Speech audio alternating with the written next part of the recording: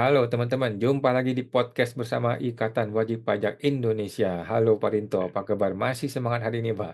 Ya, selalu semangat Mas Awan untuk membela wajib pajak di seluruh Indonesia ini. Wow, luar biasa Pak Rinto ya, selalu semangat bersama kita. Kali ini IWP mau bahas keadilan.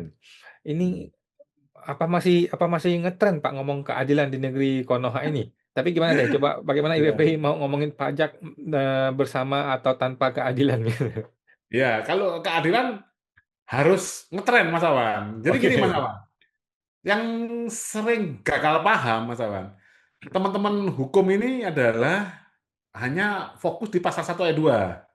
Hmm, Konstitusi kita ya, itu mengatakan negara Indonesia adalah negara hukum. hmm, Padahal fungsinya negara ini atau tujuan negara ini adalah mewujudkan kesejahteraan dan keadilan. Keadilan hmm, itu ada di Pancasila, Mas Awan. Pancasila ada di mana? Pancasila, Mas, ada di pembukaan Undang-Undang Dasar alinea keempat. Itu hmm, mewujudkan keadilan sosial bagi seluruh rakyat Indonesia. Jadi hmm, hukum ini gunanya untuk keadilan. Jadi tidak ada mas supremasi hukum, Mas. hmm. Salah itu, Mas. Jadi menteri hukum, mungkin anggota Komisi 3 yang dari bidang hukum, mungkin anggota Mahkamah Agung, KY, Mahkamah Konstitusi harus mempelajari ini. Tidak ada namanya supremasi hukum, yang ada harus adanya supremasi keadilan. Hmm, hmm, Sepakat Pak nggak, Mas? Sekarang kalau supremasi hukum, contohnya kita di perpajakan, Mas Awan. Ada hmm, 48 frase di Undang-Undang KUP yang diserahkan peraturan teknisnya ke PMK, Peraturan hmm, Menteri Keuangan. Sementara pelaksana teknis dari peraturan perpajakan adalah Dirjen Pajak di bawah Menteri Keuangan. Kalau ada hmm, sengketa perpajakan, itu kita ketemu lagi anak buahnya Menteri Keuangan di dalam pengadilan pajak. hmm, Nah, kalau kita pakai hukum, nah dia bisa bikin PMK yang biar mereka tetap benar terus. Seperti itu, Mas hmm, Awan. hmm, Itu kalau kita ngomong supremasi hukum. Nah, sekarang hmm, kita harus ngomong supremasi keadilan. hmm, Jadi harus kita gaungkan. Nah, keadilan inilah kita tujuannya bernegara. Inilah negara harus berhasil menjamin keadilan ini tersedia. hmm, Karena apa? Karena kita sebagai rakyat, sebagai wajib pajak sudah membayar pajak, sudah membayar dengan kekayaan alam kita. Mereka ini dibayar untuk menyediakan keadilan, bukan kita mencari-cari keadilan. Itu, hmm, Mas. hmm, Nah, nanti itu kita akan belajar lagi lebih ini sampai ke perbedaan negara dan pemerintah. Di sini juga nggak jelas Mas Awan. Bedanya hmm, negara dan pemerintah. Akhirnya kacau balau seperti sekarang ini Mas Awan. hmm, Jadi kalau kita mengajukan sengketa perpajakan, kita dituduh melawan negara. Padahal hmm, petugasnya adalah petugas pemerintah. Seperti itu Mas Awan. hmm, Ini saya materinya pajak tanpa keadilan. hmm, Ini pajak tanpa keadilan, pajak sebagai cermin relasi negara dan rakyat. hmm, Jadi negara ini Mas Awan terdiri dari tiga unsur utama, yaitu adanya wilayah, ada rakyat, dan adanya pemerintah. hmm, Ya, ada satu lagi itu opsional yaitu pengakuan dari negara lain. hmm, Jadi negara ini adalah sifatnya abstrak, Mas. hmm, Negara ini terdiri dari tiga unsur utama tadi, Mas Awan. Adanya wilayah, rakyat, dan pemerintah. Tidak ada hmm, rakyat lawan negara. Lah gimana rakyat? Oh, rakyat ini kalau negara rakyat ya tidak ada negara itu, Mas. hmm, Nah, ini perlu di kadang ini petugas pajak ini juga nggak memahami ini, Mas Awan. Dipikir dia ini langsung ini saya ini petugas negara ya nggak bisa. Nah, ini pemerintah hmm, mewakili pemerintah gitu loh. Karena Kementerian Keuangan seperti itu Mas Awan. Nah, kalau lembaga negara itu harus setara dengan presiden. Itu lembaga negara. Kalau Kementerian Keuangan itu lembaga pemerintah. Jadi petugasnya juga petugas pemerintah, aparatur pemerintah istilahnya Mas Awan. hmm, Pajak adalah titik temu antara pemerintah dan rakyat. Pajak hmm, adalah relasi paling langsung antara pemerintah dan rakyat. Hadir dalam rumah tangga, UMKM, gaji pekerja, keberlangsungan usaha. Dari hmm, pajak, rakyat menilai pemerintah melayani atau pemerintah membebani. hmm, Makna pajak dalam negara sehat. Pajak adalah instrumen gotong royong. hmm, Dibayar dengan keyakinan, dikelola secara adil, transparan, dan bertanggung jawab. Kepatuhan lahir dari kepercayaan dan rasa memiliki. Idealnya pajak sebagai kontribusi bukan paksaan. Idealnya Mas, tapi kan di konstitusi kita kan juga ini Mas ya, ada kesalahan juga di konstitusi kita. Nanti harus kita benarkan. Seperti itu Mas Awan. Di pasal 23 Mas ya, pajak dan pungutan lain yang berusaha memaksa, nah itu diatur dengan undang-undang. Itu hmm, konstitusi Mas ya, pasal 23A. hmm. Saat legitimasi moral pajak runtuh, pajak tetap dipungut sah secara hukum. Nah, kalau secara hukum kan bisa sah Mas Awan karena dia bisa bikin peraturan terus. Hmm. Nah, namun kehilangan keadilan, kehilangan makna moral, rakyat membayar karena terpaksa.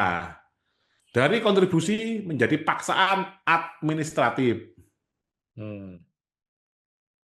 Struktur perpajakan yang timpang. Pemerintah memiliki kewenangan besar menetapkan Hmm. pajak, menafsirkan peraturan perpajakan. Nah, contohnya lah Mas Awan gugatan rekam. Ini boleh apa tidak? Hmm. Menafsirkan peraturan perpajakan, memeriksa wajib pajak dan menghukum wajib pajak melalui denda dan lain-lain. Wajib pajak Hmm. mengalami prosedur yang rumit, aturan yang sulit dipahami, dan sanksi yang sangat berat. Akibatnya ketergantungan struktural pada aparatur. Jadi wajib pajak ini akhirnya yang terjadi sudah ini Mas, apa kata petugas pajaknya lah gitu loh Mas. Nah, nanti Hmm. akan terjadi sengketa jika tagihan pajaknya fantastis, itu Mas Awan. Hmm. Hmm. Pajak bergeser jadi alat kontrol. Struktur yang timpang tidak selalu melanggar hukum, tapi membuka ruang penyalahgunaan, melahirkan ketidakadilan sistemik, pajak tidak lagi netral. Hasilnya, kontrol menggantikan keadilan. Hmm. Kepatuhan yang dipaksa. Kepatuhan lahir dari takut diperiksa, takut disanksi, takut usaha terganggu. Bukan dari kesadaran, pemahaman, dan kepercayaan. Relasi berubah, pemerintah menjadi penagih, rakyat menjadi objek yang ditagih. Pajak sebagai beban administratif, Mas. Administrasinya sangat rumit, tafsir aturan sepihak, penindakan sama dengan pembinaan. Keberhasilan diukur dari angka penerimaan, bukan kualitas relasi. Rakyat merasakan pajak sebagai hukuman. Hmm. Kepatuhan yang dipaksa. Kepatuhan lahir dari takut diperiksa, takut sanksi, takut usaha terganggu. Bukan dari kesadaran, pemahaman, dan kepercayaan. Oh ini yang tadi Mas Benda. Hmm. Hilangnya akuntabilitas moral. Kebijakan pajak diposisikan seolah kehendak negara mutlak. Kritik dianggap ketidakpatuhan, selama prosedur terpenuhi, keadilan dianggap sekunder. Pemerintah direduksi jadi mesin pemungut, Mas. Ini yang terjadi, Mas. Dengan target pajak yang setiap tahun meningkat. Hmm. Dampak sosial, kepatuhan semu. Hmm. Rakyat patuh secara formal, tapi menarik diri secara moral. Tidak merasa memiliki negara. Kepercayaan terkikis, partisipasi publik melemah. Hmm. Risiko jangka panjangnya, legitimasi negara menjadi rapuh. Hmm. Nah, kalau dianalogikan dalam rumah tangga, Mas, Hmm. iuran ditarik rutin, tapi tanpa musyawarah, tanpa transparansi penggunaan, anggota keluarga patuh karena takut. Hmm. Hasilnya rumah berjalan, tapi kebersamaan hilang. Hmm. Ini penutupnya pajak sebagai cermin negara. Pajak mencerminkan watak pemerintah, relasi kuasa. Negara adil, pajak berbasis kepercayaan, negara menyimpang, pajak berbasis paksaan. Ini bisa kita lihat Mas, ya, negara kita yang negara adil atau negara menyimpang. Ketika Oke. pajak dijalankan tanpa keadilan, negara kehilangan legitimasi moral di hadapan rakyatnya sendiri. Hmm. Nah, Oke. Jadi ini